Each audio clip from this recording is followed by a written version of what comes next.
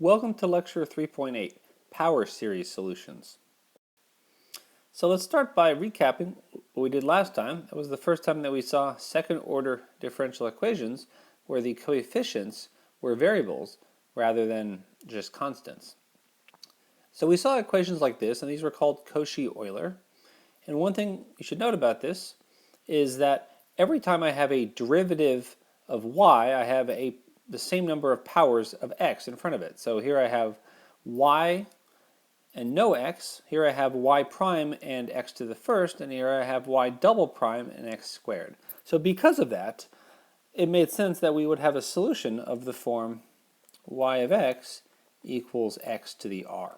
Because every time you take a derivative of y, you lose a power of x, and you gain it right back here. So in contrast, here's a differential equation I want to show you, and this is going to be different because here we have a derivative of y and an x, and two derivatives of y, but we don't have an x squared. So because of that, x to the r is not going to be a solution. And to see why, let's actually show you explicitly. So let's suppose y of x is a solution. Then that means that y prime of x equals r x to the r minus 1, and y double prime of x equals r times r minus 1 times x to the r minus 2. And so suppose we try to plug this thing back in. Let's do it. So y double prime is going to be r times r minus 1 times x to the r minus 2. This is my y double prime. Minus 4 times x times y prime, which is r x to the r minus 1, plus 12y, which is 12x to the r. And we try to set this equal to 0. Look what's going to happen. So we're going to have some number of x to the r minus 2 plus some other number of x to the r. And so we have r squared minus r, x minus times x to the r minus 2, and then we also have, so here we just have x to the r minus 2, and then here we have an x to the r and x to the r here. So we have a 12 minus 4r times x to the r. We have to set this equal to 0, and that's just not possible. So, I mean, what we would need is we would need this to be 0 and that to be 0. So in other words, 12 minus 4r would have to be 0. That's clear. So that means that r would have to be 3. But then we also need r squared minus r to be 0. And that system's not going to have a solution because this first equation means that r equals 3. And this last equation means that r equals, what would that be? R's 0 or 1. And those things are mutually exclusive. So we are generally not going to get a solution of the form x to the r when we have an equation like this. However, this is a second-order homogeneous, second-order linear equation, so we know there is a two-parameter family of solutions. In other words, we know that the solution is going to be y of x equals c1 y1 of x plus c2 y2 of x. So these functions will exist. However, they're not necessarily going to be nice like this. And they're also, maybe they could be sines and cosines or exponentials.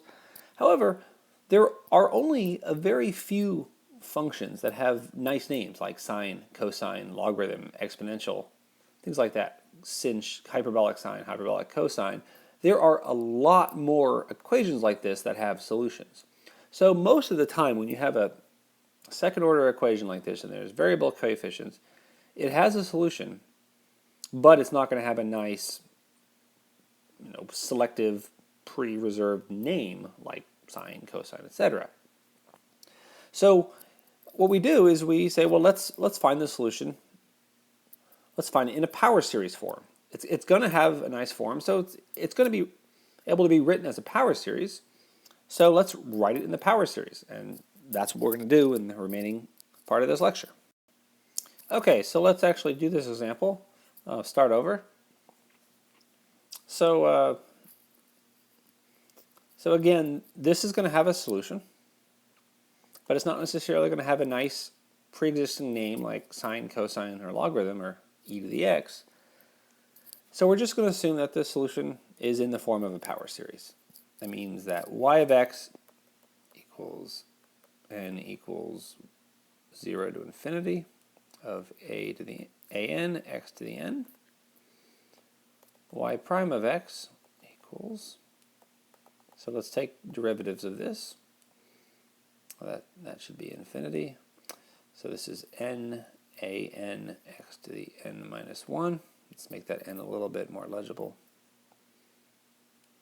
And then finally, y double prime of x equals same sum, but now we're going to have n times n minus 1 times an times x to the n minus 2. So let's plug these things back into here. So y double prime, let's write that first. So y double prime is the sum n equals 0 to infinity of n times n minus 1 an x to the n minus 2. Now minus 4xy prime, so that's going to be minus 4. And now instead of writing x, I'm going to move x inside of the sum. So x times x to the n minus 1 is just x to the n. So 4, the sum of n, an x to the n, and then plus 12y, which is 12 times this. So plus 12 times an x to the n equals 0. So what we have to do is we have to combine this thing into a single sum. Okay. However, we got to be careful with this because we can't just combine this summation into this sum, because this is x to the n minus 2 and this is x to the n. So if you think about what this thing is, though, let me actually write out the first few terms of this. This is so for n equals 0. So n equals 0, we have 0 times negative 1 times a 0 times x to the minus 2. So this n equals 0 term is going to be 0. Also, the n equals 1 term is going to be 0 as well because we have an n minus 1 here. So we don't actually get started until we have the n minus 2 term, in which case we have, so when n equals 2, we have 2 times 2 minus 1 times a2 times x to the 0. And the n equals 3 term, that's going to be 3 times 3 minus 1 is 2. So this is 3 times 3 minus 1 times a3 times x to the first, and so forth. You can see what we're getting is we're going to get something times x squared plus something times x cubed plus so forth. So the lesson here is that even though this is x to the n minus 2, this, just like these things, are power series that start at the constant term, n to the 0. So the fact that we're actually writing it as n minus 2, what we can do is we can change variables. I'm going to let m be equal to n minus 2. Okay. So in other words, n equals m plus 2. And I'm going to write this in terms of m instead of n. So in that case, this thing here just becomes, so n is, so let's see, so n is m plus 2, so let's be careful here. So instead of n, I'm going to write m plus 2, and then n plus 1 is really, or n minus 1 is really m plus 1. This is m plus 1. And then an, that's am plus 2. am plus 2. This is x to the m. Oh, let's write that a little better. So x to the m. Okay?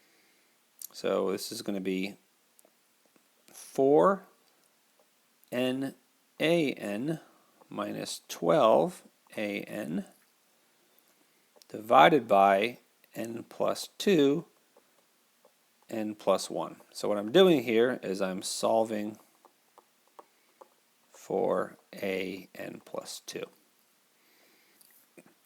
So I can simplify this if I want to. I can write this as 4n minus 12 over n plus 2 n plus 1 times AN. So this is called a recurrence relation.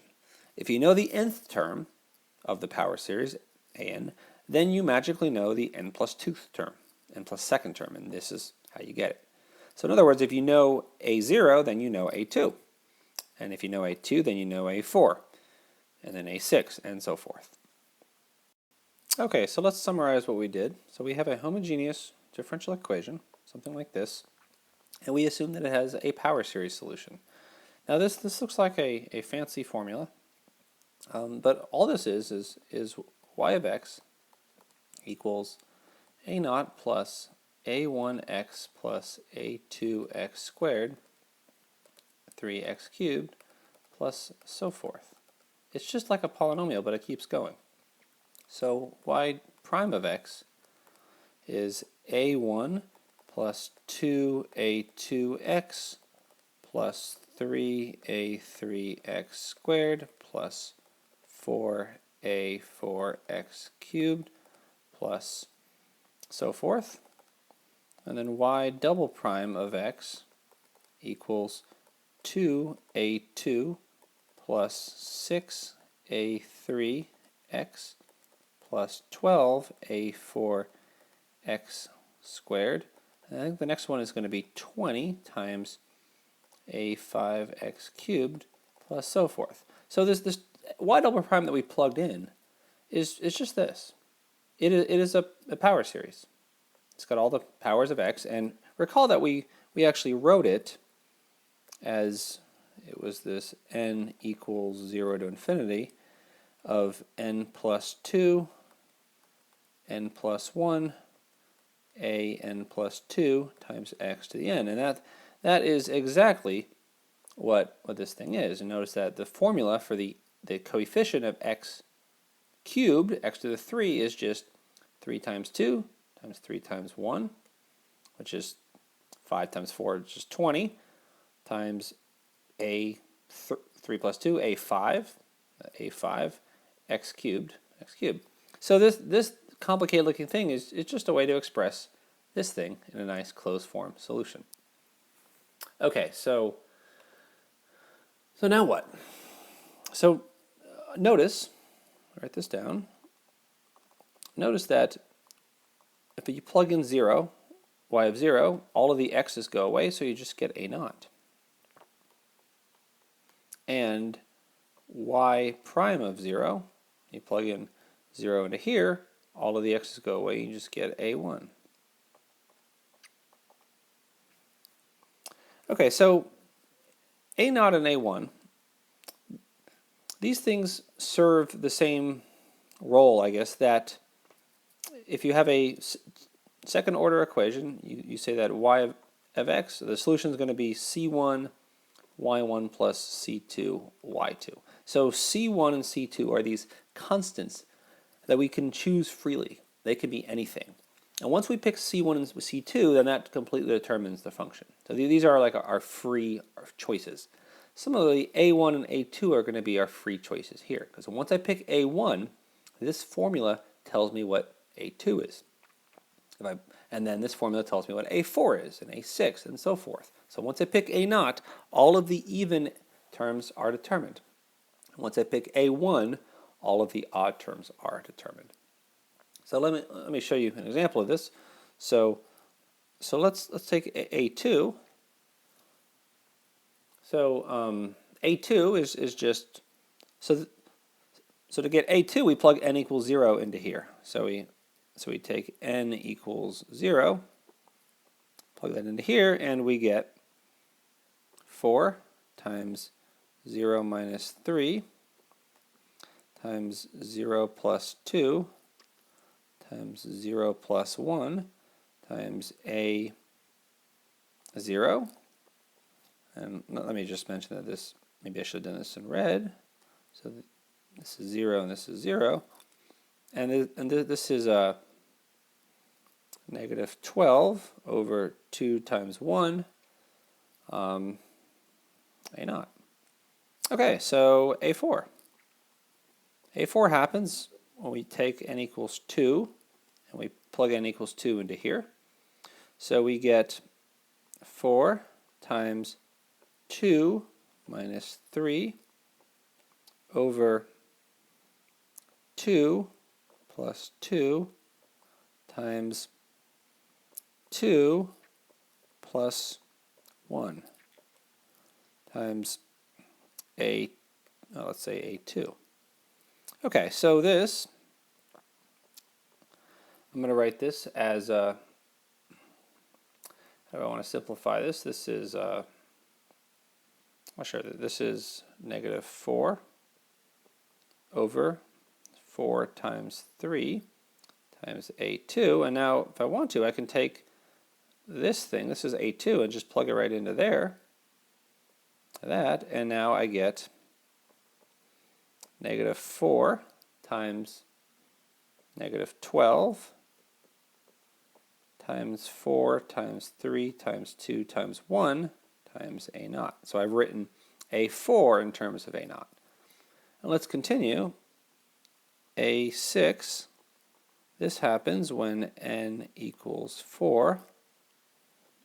So that happens when we have 4 times 4 minus 3 times 4 plus 2 times 4 plus 1 times A4. And so this is equal to, so this thing up here is positive 4.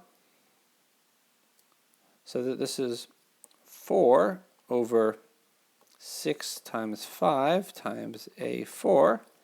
And now let me take this thing and plug it into A4. And look what I get. I get negative 4, negative 12 times 4 over 6 times 5 times 4 times 3 times 2 times 1 times A naught. So now hopefully you should see the pattern. So AN for even n is, so it's 4 times 0 minus 12. I don't have a better way to write this than this. 4 times 0 minus 12 times 4 times 1 minus 12 times 4 times 2 minus 12 all the way up to 4 times n minus 2 minus 12 all over n factorial. So this handles the even terms. Let's go to the odd terms now. It's going to be very similar. So A1 is going to be, so we get this when we plug, no, not A1, sorry, A3. We have A1 is like, this is like our initial position, this is our initial velocity. Or I should say initial quantity, initial rate of change.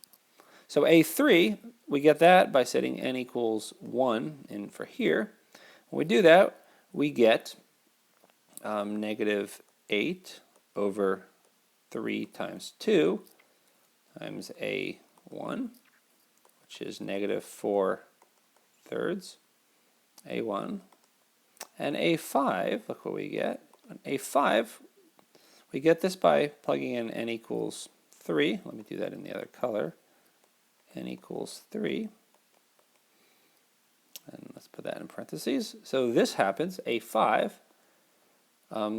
So we get 4 times 3 minus 3. Let's put in the 3 there, so you can 3 minus 3 over, doesn't really matter now. What was it? It was 5 times 4 times A3. This thing is 0. So this is 0. So if A5 is 0, that means A7 is, I don't know, something times A5, which is 0. A9 equals A11. All of these things are equal to 0. So what we have is we have two distinct solutions. One of them involves the even terms. One of them involves the odd terms. So if I wanted to, I think it's better to leave your recurrence relation or your solution as a power series with this recurrence relation. But if I wanted to, what I could do is I could say that y of x is c1 y1 plus c2 y2, where c1 is the odd terms and these are the even terms. Let me write that down here. So I could write y of x equals c0 times y. I'm going to say, how about y0 of x? These are the even terms plus c1 y1 of x. These are the odd terms. So the even terms and the odd terms. And these things are power series. So the even terms go on forever, assuming this is non-zero, A0. You get A2, A4, A6. These things are non-zero forever. And generally that's going to happen for the odd terms as well. However, in this special case, the odd terms become 0 pretty quickly.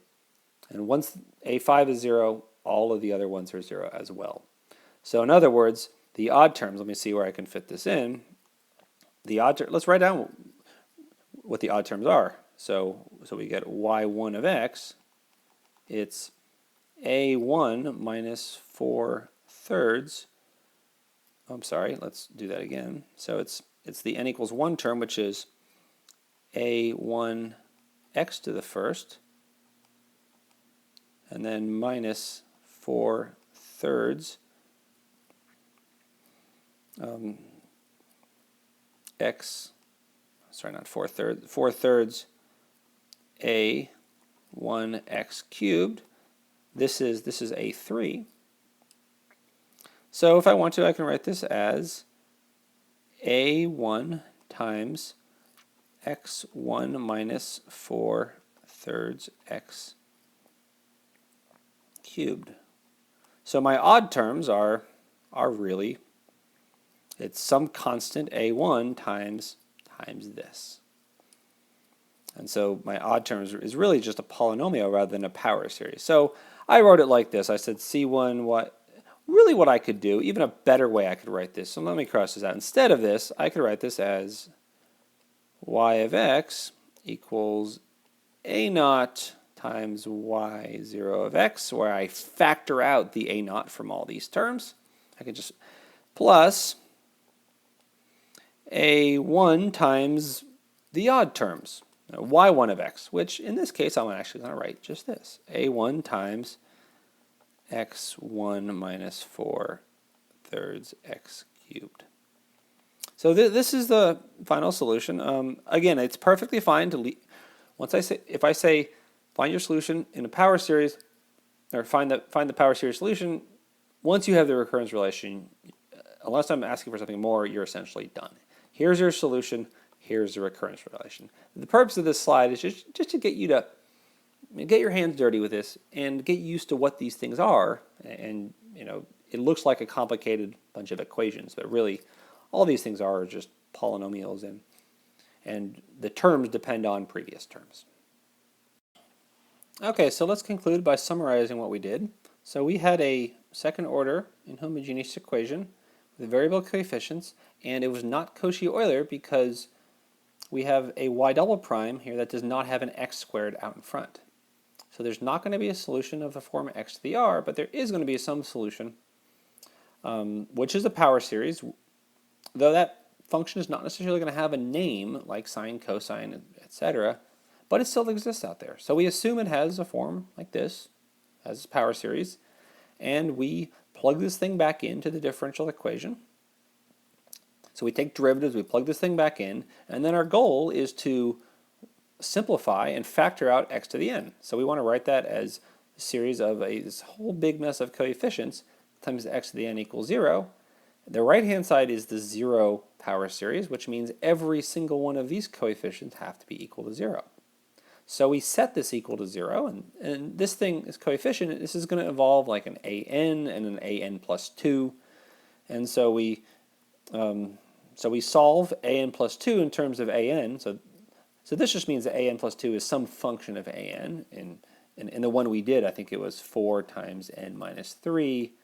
So f of n, this function was this over n plus 2 times n plus 1. So I just mean an plus 2 can be written in terms of an, and that gave us a recurrence.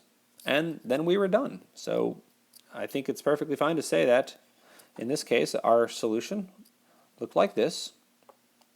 So let's see. So our solution in our example was y of x equals n equals 0 to infinity, an x to the n, subject to the recurrence, an plus 2 equals 4n minus 3, n plus 2, n plus 1. So this is a real function. It doesn't have a nice name like sine, cosine, etc.